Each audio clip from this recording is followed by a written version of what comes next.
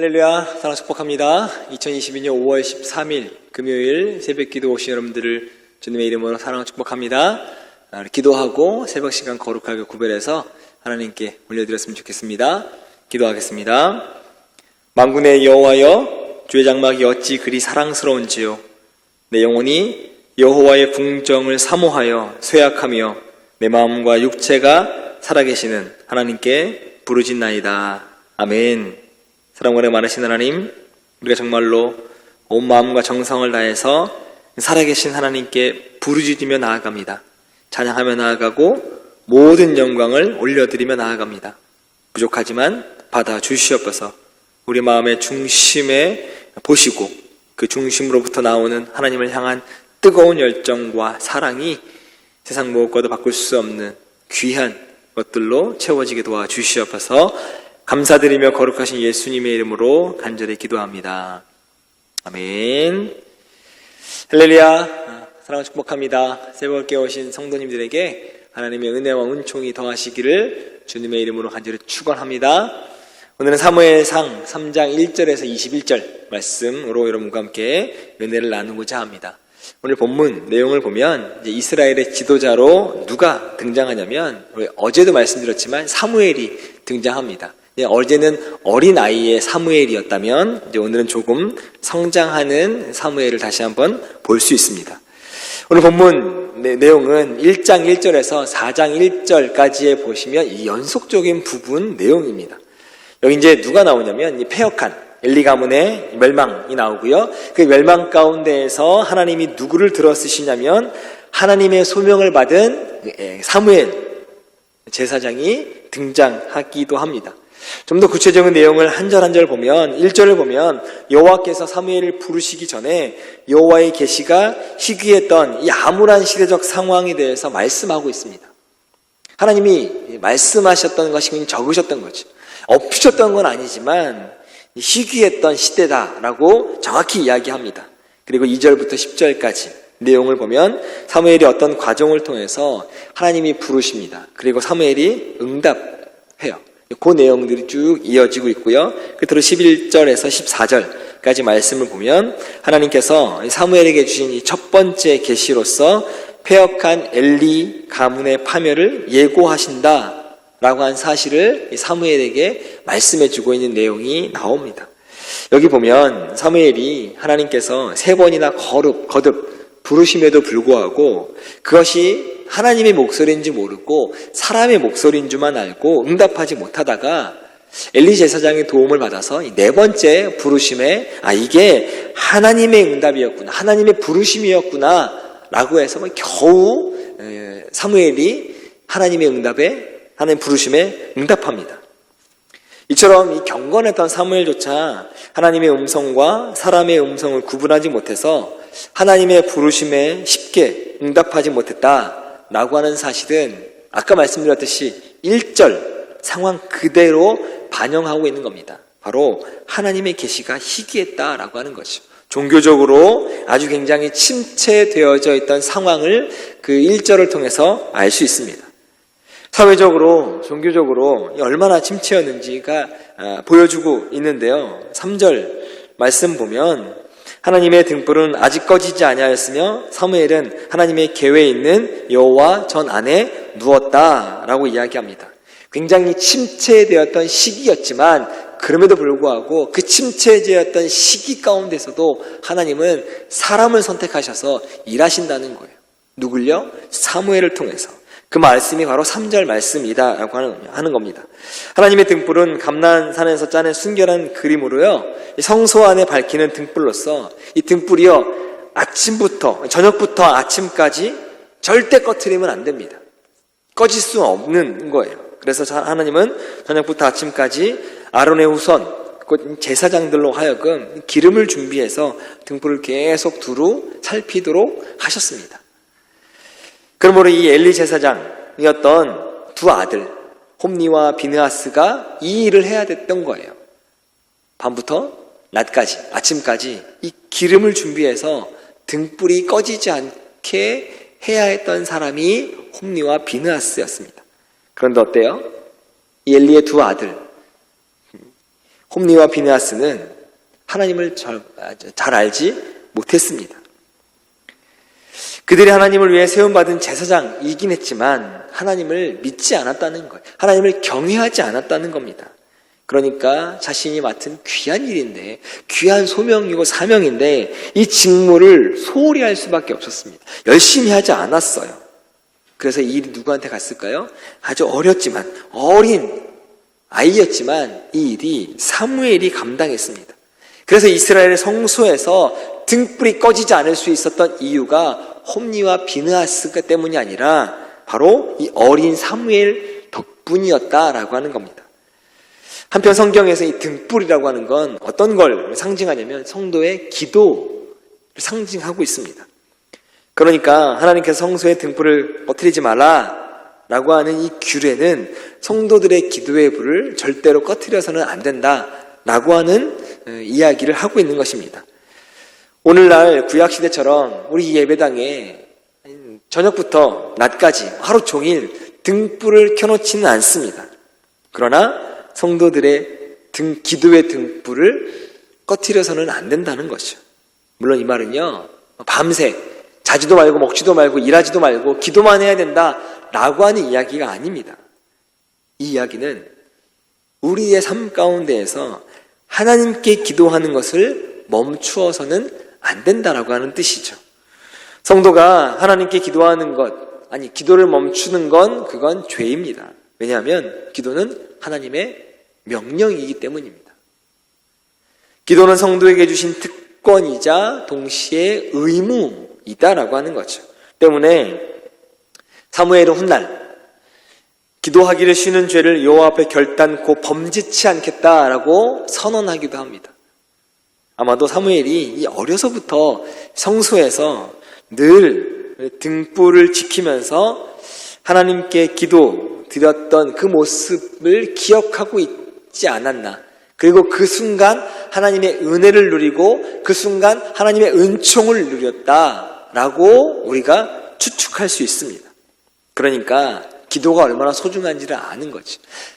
성소 안에서의 그 등불을 꺼뜨리지 않는 것이 우리의 기도 신앙생활 가운데 기도를 쉬지 않는다라고 하는 걸 정확히 사무엘은 알고 있었다라고 하는 겁니다. 그래서 우리가 알고 있는 대로 사무엘 또한 기도의 사람이라고 표현할 수 있습니다. 그래서 우리 모두가 사무엘을 본받으시기를 주님의 이름으로 부탁을 드립니다. 다른 사람의 모든 기도는 다 그쳐도 여러분 우리의 기도만큼은 그치지 않기를 주님의 이름으로 부탁을 드립니다. 우리는요 기도하기를 쉬는 죄를 보면서는 안 됩니다.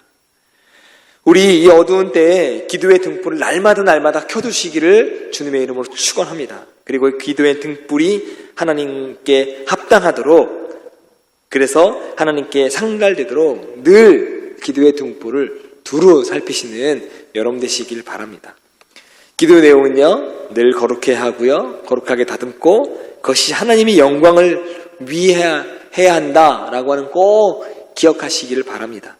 그럴 때 하나님이 기뻐하시고요, 우리의 기도에 응답하시는 것은 물론 기도의 사람 사무엘을 통해서 큰 일을 이루셨듯이 기도의 등불을 끄지 않는 우리를 통해서 하나님 분명히 사무엘 이상으로 큰 일을 맡겨주시고 행하게 하실 줄 믿습니다. 다시 3절의 말씀 보면 기도의 사람이었던 사무엘이 성소에서 여호와의 전에 누웠다라고 하는 이야기를 하고 있습니다. 즉 성소에서 잠을 잤다라고 하는 이야기죠. 왜요? 아까 말씀드렸잖아요. 홈리와 비느하스가 해야 될 일을 하지 않았기 때문에 밤새도록 그 등불을 끄지 않기 위해서는, 또 두루 살피기 위해서는 성전에서 잠을 잘 수밖에 없었습니다. 여기서 여호와의 전은 하나님의 장막, 성전, 우리가 이야기하는 교회이기도 합니다. 사무엘이 이 장막 성소에서 등불을 관리하면서 잠을 잤던 거죠. 물론 사무엘이 하나님의 계가 있는 곳에 누웠다라고 하는 우리가 흔히 말하는 이 지성소에서 잠을 잤다는 이야기는 아닙니다. 왜냐하면 그 지성소는 아무나 들어갈 수 없는 아주 거룩한 곳이었거든요. 지성소는 대체로 제사장, 그것도 1년에 딱 한 차례 대속제일 7월 17일에 자신의 몸을 다 정결케 한 후에 들어갈 수 있었습니다. 만일 그 외에 날이나 제사장, 대제사장이 아닌 다른 사람이 들어가면 바로 죽음을 면치 못했던 것이 지성소입니다. 그러니까 사무엘이 언약궤가 모셔져 있던 지성소가 아니라 아주 그 근접한 성소 어딘가에서 잠을 잔 거죠. 지성소와 성소 안에는 뭐가 있냐면 하나님의 말씀의 상징인 언약궤가 있습니다. 언약궤 안에는 하나님의 율법의 핵심인 십계명, 모세의 두 돌판이 보관되어 있기도 하죠. 그러므로 사무엘이 이 하나님의 궤가 있는 여호와의 전에 누웠다라고 하는 건 어디와 가까이 지냈냐라고 하면 하나님의 말씀과 가까이 지냈다라고 한 이야기를 지금 하고 있는 겁니다. 사무엘이 하나님의 성소에서 잠만 자는 것이 아니라 그 기록된 하나님의 율법, 그 율법책을 읽고 묵상하고 때로는 연구하면서 그렇게 시간들을 보냈을 거라는 거죠. 그리고 그러한 시간을 보내면서 하나님의 부르심 앞에 응답할 수 있게 된 사무엘의 모습을 우리는 볼 수 있습니다. 사무엘을 통해서 알 수 있는 신앙의 비밀은 성경을 가까이 할 때 바로 하나님의 음성을 듣게 된다라고 하는 것입니다. 구약시대 율법은 오늘의 성경이에요. 그리고 그 성경은 바로 하나님의 말씀입니다. 우리가 성경을 가까이 하고 또 깊이 묵상하고 연구하면 하나님의 음성을 들을 수 있습니다. 아마 모든 성도들이라고 한다면, 또 기도하는 사람이라고 한다면, 또 예배를 드리고 있는 사람이라고 한다면 하나님의 음성을 듣고자 하는 모든 성도들의 마음이 있을 겁니다. 다 간절히 바라는 마음이죠. 바로 그 하나님의 음성이 이 말씀인 줄 믿습니다. 우리가 가지고 있는 성경 말씀이다라고 하는 거죠. 그러므로 하나님의 음성을 듣기를 원하십니까? 말씀을 가까이 하시기 바랍니다. 그리고 그 말씀을 묵상하시길 바랍니다. 더 여건이 되시고 시간이 되신다면 그 말씀을 연구하시기를 주님의 이름으로 부탁을 드립니다. 다 성경을 읽는다고 하나님의 음성을 듣는 건 아니에요. 그러나 하나님 말씀을 진정으로 사모하고 성경을 읽는 사람은 분명 하나님의 음성을 듣고 하나님의 뜻을 깨닫게 되는 줄 믿습니다. 여호수아 1장 8절 말씀, 이 율법책을 내 입에서 떠나지 말게 하며 주야로 그것을 묵상하여 그 가운데 기록한 대로 다 지켜 행하라. 그리하면 내 길이 평탄하게 될 것이라 내가 형통하리라. 아멘. 오늘 어떤 경우에도 하나님께서 성도들에게 직접적으로 귀에다 대고 말씀하시는 일은 없습니다. 그러나 말씀을 통해서 우리가 들고 있는 그 성경 말씀을 통해서 하나님은 일하시고 하나님은 자신을 계시하시고 하나님은 우리에게 말씀하신다라고 하는 거죠. 하나님의 음성 듣고 싶으시죠? 하나님의 뜻을 깨닫고 싶으시죠? 말씀을 소중히 여기시고 말씀을 묵상하시길 바랍니다. 다시 한번 말씀을 연구하시기를 주님의 이름으로 부탁을 드립니다. 즉 말씀과 가까이 해야 된다라고 하는 겁니다. 우리에게 주어진 이 성경책 늘 가까이 하시길 바랍니다. 사무엘이 했던 것이 두 가지입니다. 주의 전에서 자면서 기도하고 말씀을 가까이 했습니다. 그러니 하나님이 이 사무엘을 통해서 귀한 하나님의 사역을 감당하게 하셨고 하무엘을 통해서 다시 한번 이스라엘을 구원하시는 놀라운 일들이 있었다라고 하는 겁니다. 우리 신앙을 조금 더 성장시키고 싶으십니까? 더 하나님과 가까이 하고 싶으십니까? 여러분, 기도와 말씀 꼭 우리의 삶 가운데 습관처럼 하셨으면 좋겠습니다. 하나님께 묻고 답하는 시간, 그리고 말씀을 통해서 하나님에게 순종하고 복종하고 순응하는 우리의 삶이 되면 우리 역시 하나님께서 부어주셨던 사무엘을 통한 형통함이 사랑하는 약대교회 모든 성도들에게도 또 자녀들에게도 또 우리 교회 가운데서도 그 모든 형통함을 받아 누리는 줄 믿습니다. 다 지켜 행하라. 그리하면 내 길이 평탄하게 될 것이다. 내가 형통하리라. 오늘 이 말씀 기억하면서 기도와 말씀과 가까이 하겠노라고 다시 한번 결심하시는 사랑의 약대교회 모든 성도님 되시기를 주님의 이름으로 간절히 축원합니다. 기도하겠습니다. 사랑과 은혜 많으신 하나님, 기도를 쉬지 않는 저희들 될 수 있도록 인도하여 주시옵소서. 우리 항상 마음 가운데 주님께 묻고 또 주님이 우리의 말씀을 통해서 말씀하시는 걸 듣는 우리가 되게 도와주시옵소서. 기도하면서 하나님의 뜻을 경험하고 하나님의 뜻을 분별하고 말씀을 통해서 하나님 앞에 복종할 수 있는 저희들 되게 도와주시옵소서.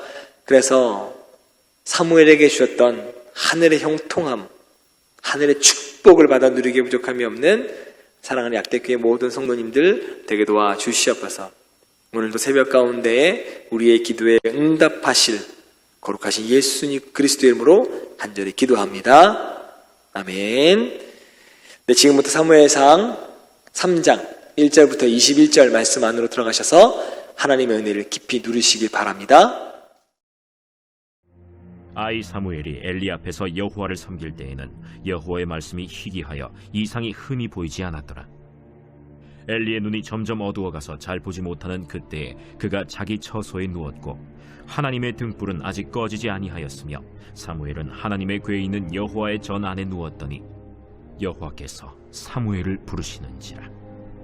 그가 대답하되 내가 여기 있나이다 하고 엘리에게로 달려가서 이르되 당신이 나를 부르셨기로 내가 여기 있나이다. 나는 부르지 아니하였으니 다시 누우라 하는지라.